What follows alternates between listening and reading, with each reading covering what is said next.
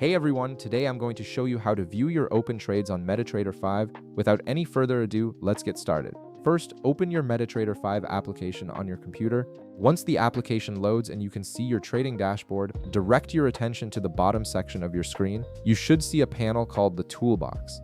This toolbox is where all your trading information, history, and active positions are displayed, making it an essential part of your trading interface. Now, if you don't see the toolbox at the bottom of your screen, don't worry, there's a simple way to enable it. Look at the top menu bar of your Metatrader 5 window and click on View. From the drop-down menu that appears, click on Toolbox.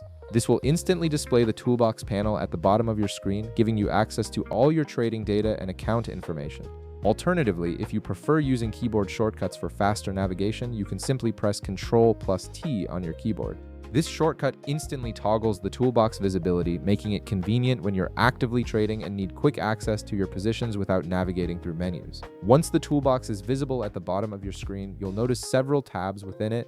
These tabs organize different types of information like trading history, account details, and current positions.